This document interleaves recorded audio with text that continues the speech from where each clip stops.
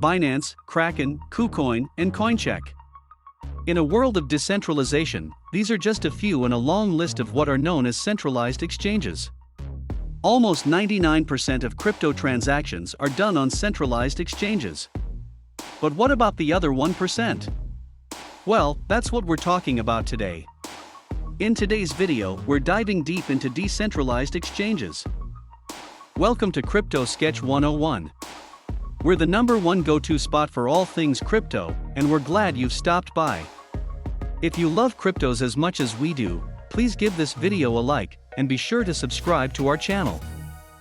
In today's video, we're taking a look at decentralized exchanges.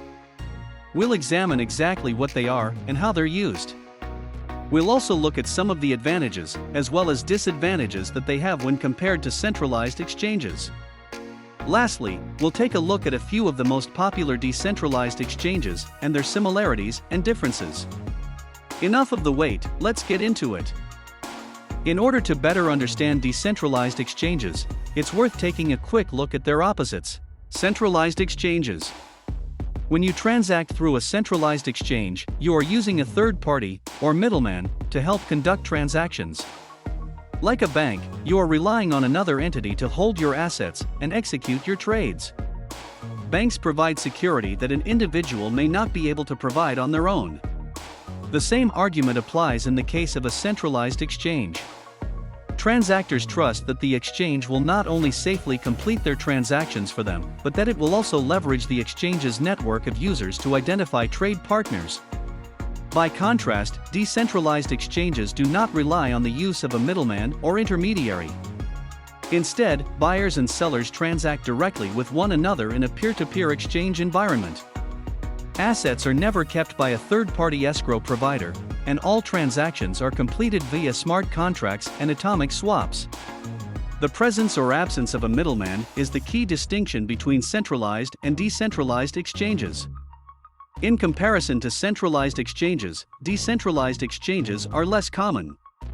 Nonetheless, more decentralized exchanges are appearing all the time and becoming more and more popular. Now that you know what decentralized exchanges are, let's take a look at some of their advantages. Number 1, trades. Typically, centralized exchanges only allow for trading a few dozen cryptos and projects, and most only offer the most popular cryptocurrencies, making it more difficult to trade smaller and less popular tokens. Centralized exchanges can prohibit users from trading in certain countries as well. With decentralized exchanges, users can trade nearly any type of token. New, small, and obscure tokens can be traded with very few limitations, and there are typically little to no geographical restrictions. Number 2, no counterparty or security risk. Decentralized exchanges can lessen the danger of theft and monetary loss due to hacks because users do not have to transfer their assets to an exchange. Because centralized exchanges hold large amounts of investor funds, they are a prime target for hackers. A once popular cryptocurrency exchange known as Mt. Gox was hacked twice, resulting in investor losses of more than 750,000 bitcoins. Investors were unable to recover their funds and to this day, have not been made whole. Number 3, privacy control. Many jurisdictions classify centralized exchanges as money service providers, which means that users must pass mandatory Know Your Customer and anti-money laundering procedures. People are often hesitant to give their personal information to third-party businesses because they have no control over what happens to it or which authorities, domestic or foreign, can obtain access to it. Decentralized exchanges, on the other hand, are not governed by a central authority. As a result, there are typically no registration requirements other than possessing a wallet address to use with the exchange. And lastly, control over your funds. Hacking is not the only problem with centralized exchanges. User control over funds can be an issue as well. With centralized exchanges, users don't typically have complete control over their funds. User accounts can be frozen or locked at almost any time and for any reason. This can prevent users from buying or selling. It is a major issue, especially when it comes to sharp market declines. Because decentralized exchanges are non-custodial, you have complete control over your funds, and no central authority can freeze or restrict your access to them. Your funds would be unaffected if an exchange went down because you have full custody of them. Decentralized exchanges are not without a few disadvantages though. For one, there is no recoverability for lost, stolen, or misplaced funds. Users typically do not have the ability to cancel transactions or recover funds in the case of a compromised account or loss of private key. There is no support team or help hotline to contact if anything goes awry. Refunds are incompatible with the network's paradigm because all transactions are processed and kept in smart contracts on the blockchain without any owners or overseers, and users are often unable to regain access to their assets. Secondly, there can be liquidity issues. Many traders choose centralized services because they have a larger liquidity pool, more instruments, currency pairs, and order types to choose from. Because decentralized exchanges are new and have limited liquidity, they often have lesser liquidity than centralized platforms. They must attract new users to produce more liquidity.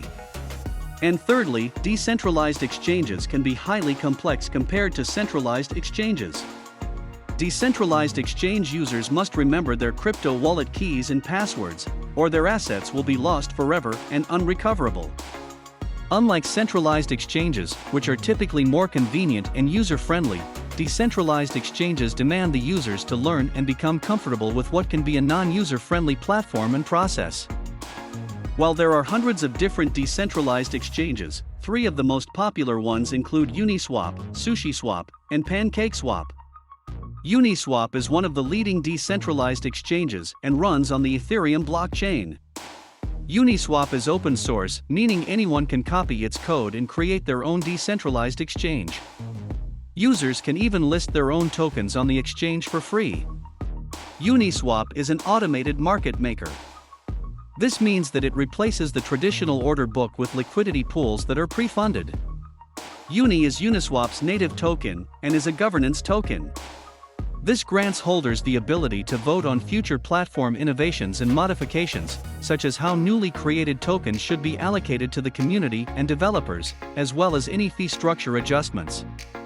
Like Uniswap, SushiSwap runs on the Ethereum blockchain. Also similar to Uniswap, SushiSwap uses liquidity pools.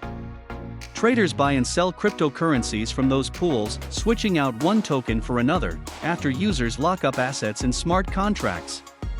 By connecting their Ethereum wallet to the SushiSwap farming software and locking 2 assets into a smart contract, liquidity providers contribute to SushiSwap pools. SushiSwap's USDT Ether liquidity pool, for example, is made up of deposits of equal value in USDT and Ether. The native token of SushiSwap is Sushi. Holders can vote on submitted proposals and also propose changes on how SushiSwap is operated.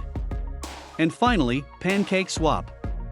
Unlike Uniswap and SushiSwap, PancakeSwap runs on the Binance Smart Chain. PancakeSwap mostly operates in the same manner as the previously mentioned decentralized exchanges. It uses an automated market maker that matches buy and sell orders with others in a liquidity pool. The native token of PancakeSwap is Cake. Cake can be used for yield farming, staking, participating in the PancakeSwap lottery, and submitting and voting on governance proposals through the platform's community governance. And that's all we have for today's video. We hope you got a good understanding of decentralized exchanges, their pros, cons, and differences as they relate to centralized exchanges. If you enjoyed the video, please give it a like and be sure to subscribe to our channel. Thanks for joining, and we'll catch you in the next video.